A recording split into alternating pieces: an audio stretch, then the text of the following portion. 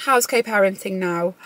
Embarrassing. It is embarrassing. I'm embarrassed. Why do things like this happen to me? I hate it. There we go, it's all out in the open now.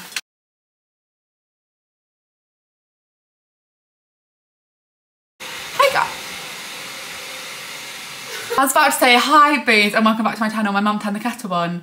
So I'm in a different location, as you can tell. We need a well overdue catch up, and I thought no better video than doing. Mum, can you please stop staring at me? I'm not joking, I'm talking like this and she stood over there like this. A lot's gone on, we're very hectic here, but we're halfway through the series of Teen Mum, so I thought a Teen Mum catch up would be absolutely fantastic. But first things first, I thought we'll do a cook together. It's actually a cook with me, my mum, my sister, Malia, and 2 Labradors, because it's a very hectic house that we're in, but we'll catch up about that later. But for anyone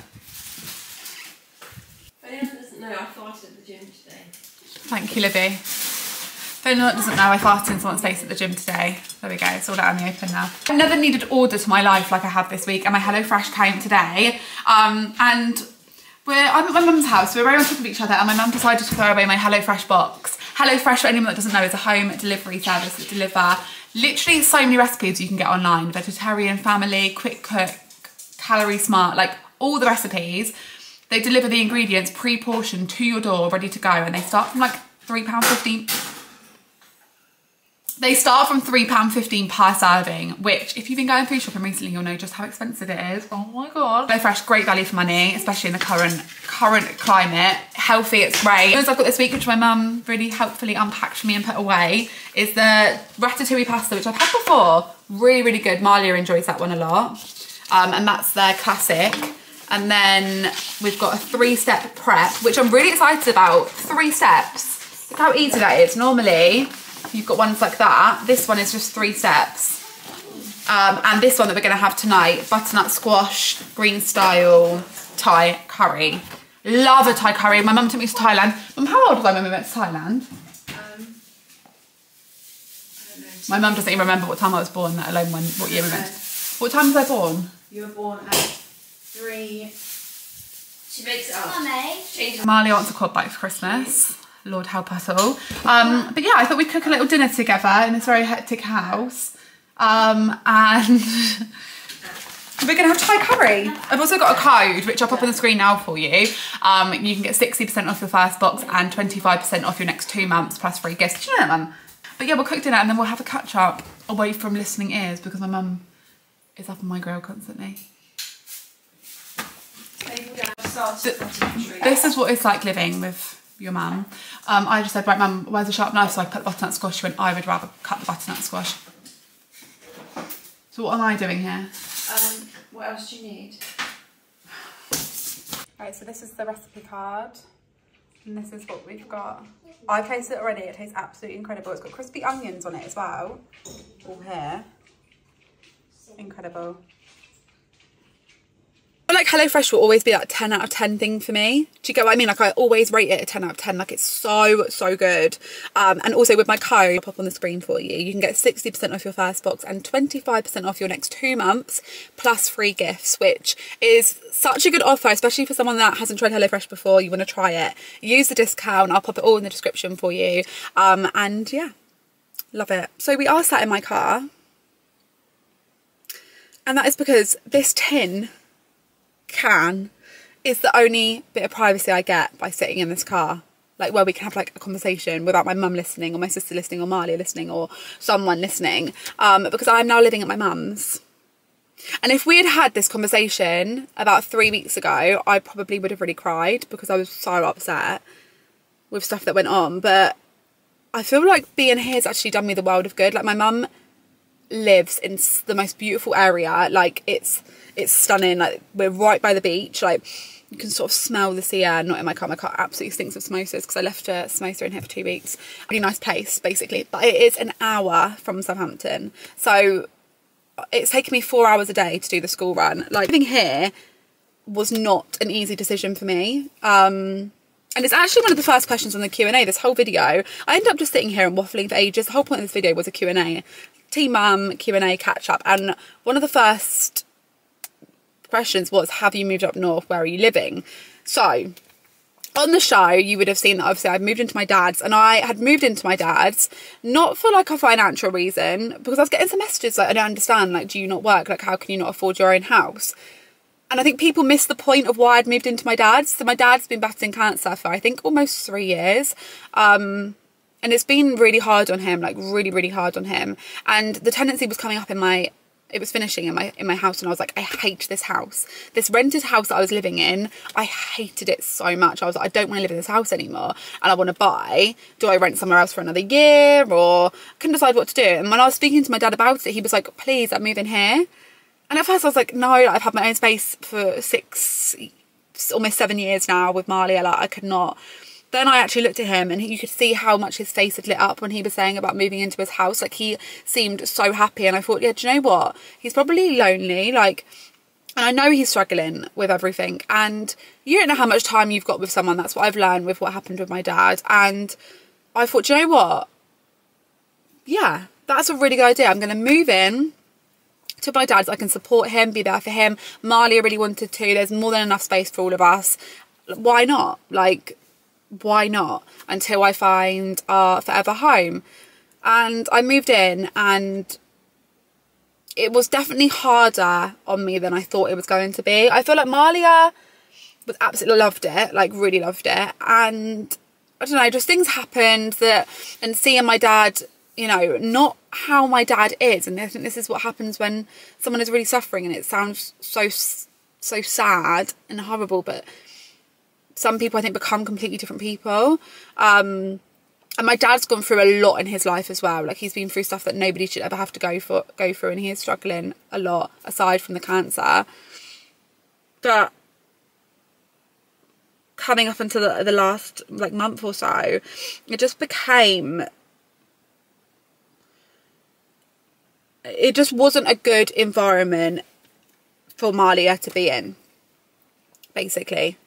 And as much as I want to be there for my dad, and I will always be there for my dad, like, Marley is first, you know? And if wherever we're living, I want to make sure that it is a good environment for her. You know, she's 7 now. Like, she is so aware of everything, and I would never want her to be in an environment that isn't good for her. Another reason as well is, oh my god, it's so hard because I've done this Q&A now and this catch up, but I feel like I'm not in the place I need to be able to be like, this is what's going on.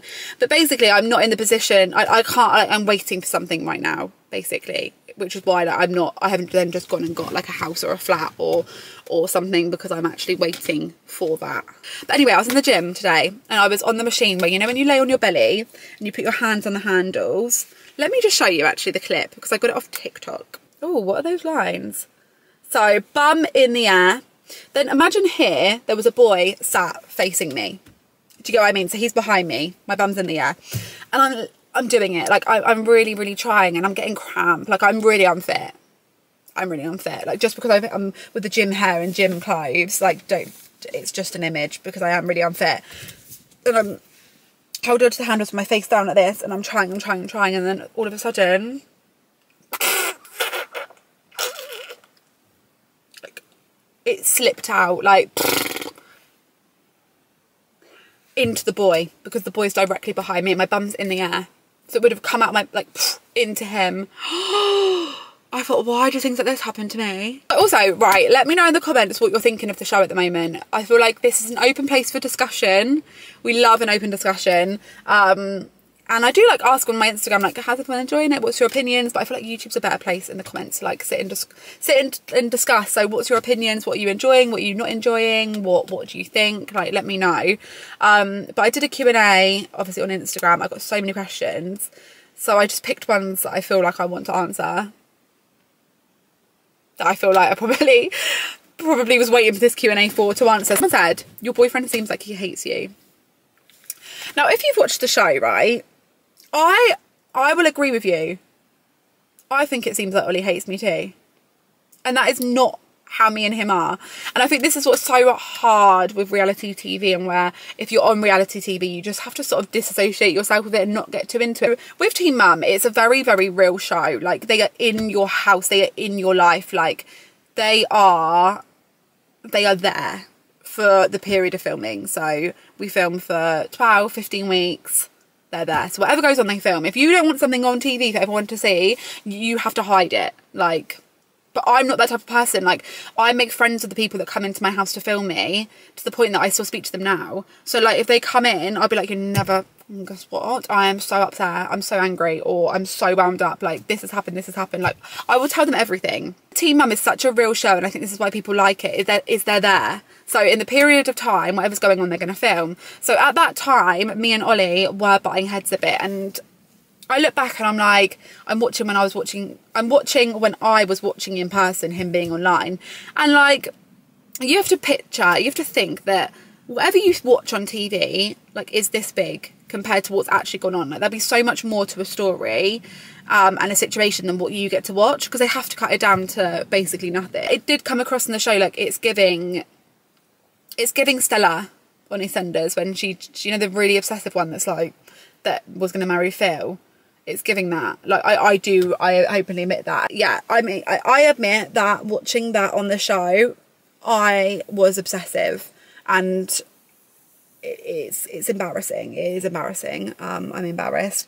But anyone that has come out of you know, a toxic relationship, and I've spoken about this on my YouTube quite a few times, like, I've asked you guys, like, guys, what do I do? Like, I feel like I can't stop thinking the worst.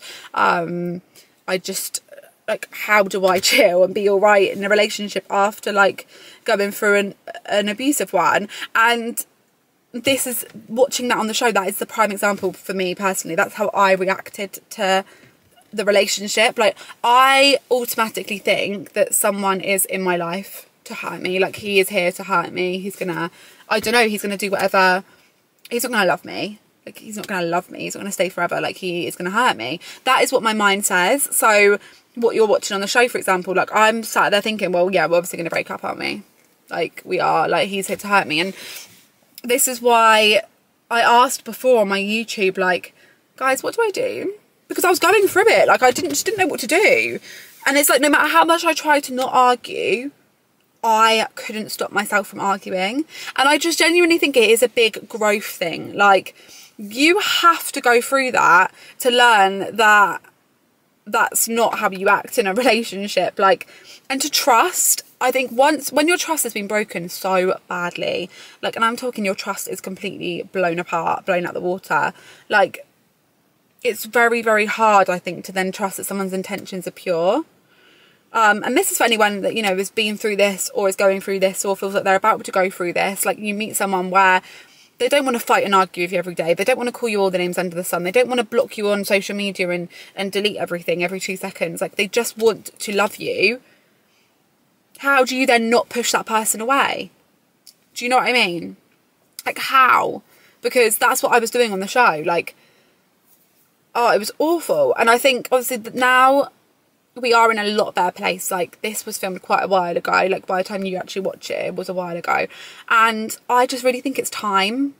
Time is such a big healer. And I say it for everything, but the older I get and the wiser I get, I realise that it's so true. Like, time is the only thing that heals you. And you have to give that person time in your life and the benefit of the doubt to see actually what their intentions are and what part they are going to play in your life. So, like, with Ollie, for example, that was, like, right at the start where I'm like, no, you're gonna, like, I would watch who he was following on Instagram in case he followed girls, because then I'll be like, okay, well, he's obviously, like, you know, that's obviously his intentions, he's obviously cheating on me. Like, and I get it, some people don't care if their boyfriends follow girls on Instagram, but, like, I was thinking, oh, you know, if he's on a night out and he's just following loads of random girls and, like, liking their pictures, like, I would sit and watch that, because I was so wary about getting hurt. I thought, I'm not doing it. I'm not getting in a relationship again where it's toxic and horrible. So I need to know whether this is going to be toxic and horrible. And I think that's what happens. Like, you just have to give it time. That's all you can do. And now I've been with him a while, I can actually see, no, do you know what, his intentions are pure. He doesn't want to hurt me. He is here to love me. And that's it. Like, just relax. And now I feel like I'm so much more relaxed. I can't remember the last... Oh, you can make steps to make yourself feel better. So, for example, I was watching when he was online and then causing arguments over it, because I'm like, well, you're online, you're not replying back to me, like, in an argument and stuff. I've turned my last seen online off now, so no one can see when I'm online and I can't see when anyone else is online. Like, we're looking for solutions here. And that's what I feel like was a good solution. So I did that, stopped the argument. Can't even see when he's online. But in general, like the deeper sort of issues, it is deep-rooted issues. And I saw like comments of people saying like, I feel like Mia really needs to be on her own for a while. Like, I was on my own for a good year and a bit. Like, the right person will give you that space in the relationship to grow and understand what you've been through in the past and help you from it. So instead of like being attacking, I feel like Ollie was like, look, like, stop being stupid. Like, he'd reassure me. And yeah, we're in a good place now. But I don't think my boyfriend hates me. No, I think he loves me. How's co-parenting now? I can't say too much about this. I probably shouldn't have done this Q&A in the middle of the series. Maybe I'll do another one afterwards when we can actually probably talk about things. But I can't really say too much because that happens in the series as well. Oh my God. All I can say is I went on a journey last year where I feel like I really made that effort to have a good co-parenting relationship. Like, that was me. I pushed that because I wanted that from Malia. And this year, I just really feel like there's never going to be that. Some people you just can't co-parent with. And I know that sounds awful because I know a lot of people want answers for co-parenting. Like, I know a lot of people do. They're like, what is the answer? Some people, and maybe one day in the future, like really far in the future, when that person's changed or grown, or you've even grown yourself, you might be able to. But some people you just cannot co-parent with. And that's what point I've got to. Is there anything you hate about the show? I can't stand what I look like on the show this time. I really don't like it. I don't know what it is, right? So like, how I look now, okay, like I put a bit of weight on in this series, so I feel like when I put weight on, my face bubble, like blow, like and now I've lost it on my face, so I feel like that's made a difference. But I'm watching it, I'm like, did I really look like that day? And I don't want to put myself down because this is the negative of being on TV, because this is what you do. Like, you'll watch yourself and think, I hate it. I hate it. And you start getting all these insecurities because it's not normal for you to watch yourself like that. But I'm watching, I'm like, oh God. But I think when I'm not in a positive mindset, I won't look after myself. Like, I will not be doing my skincare. I will not be fake tanning. I will not be getting my hair done. I will just not do anything. Like, I'm leave me alone. That's what I'm like. So, and that's what sort of mindset I was in this series. So I guess that's why I sort of feel like I look the way I do. Are you friends with Erin? Guys. Would you ever have thought 4 years ago me and Erin would be sending each other voice note podcasts and going out with the kids? Would you ever have expected that? Because I didn't. I'm sure Erin didn't. But it's been so amazing because the girls see each other and they are the funniest two together ever. Like, they're like the same but different. I call them the Cramp Twins. But it's just so lovely. Like, I get to see Alea, Erin gets to see Malia. Like, we all just spend time together and it's been so nice. And I think where that's come from is, like, I think we've realised what the real problem was, and growth. You grow in life. Like, I know some people find it shocking, but like, this is what happens. You grow and you do what's best for your kids, and that's what is best for the girls. And yeah, I'm really proud of us. Really proud. A bit of a limbo position at the moment of my life. Like, I'm waiting for a couple of things. So this isn't the life update that I would really want, because all I can say is I'm now living at my mum's, an hour out of Southampton, doing the school run 4 hours a day. I go to the gym and fart in people's faces. Don't co-parent. Me and Erin are friends. Who would have thought that? Sorry. Like, that is what. Let me know in the comments, please let me know what you're thinking about the show. Any thoughts and feelings are welcome. This is an open space here. Nothing really too horrible that's going to make me cry, because I don't know. Oh my God, I thought there was a spider on me. My situation changes and I'm not in my mum's house with 2 Labradors, my stepdad, my mum, my sister and Malia. I will be able to get back on my game and be doing YouTubes constantly, because I really do enjoy it, but nothing has really been ideal. recently. I had cried for about a week straight not long ago, but things are looking up. You've always got to look at the positives. I've got a roof over my head. I've had to leave my living situation unexpectedly, but I'm in this beautiful place by the sea. Got into the gym. I'm drinking my water, which I never did before. I'm feeling good. I'm feeling happy, and I'm really, really optimistic for the future, which I think is really important. So yeah. Also, can you all please leave comments on your opinions about what I've said about coming out of a toxic relationship to a healthy one, and, you know, other things that might help people, because I'm not sure if people might be watching this video now that are in the same situation and think like I want advice on that. Leave them in the comments too. And yeah, I will see you all soon. Why did that go on for so long?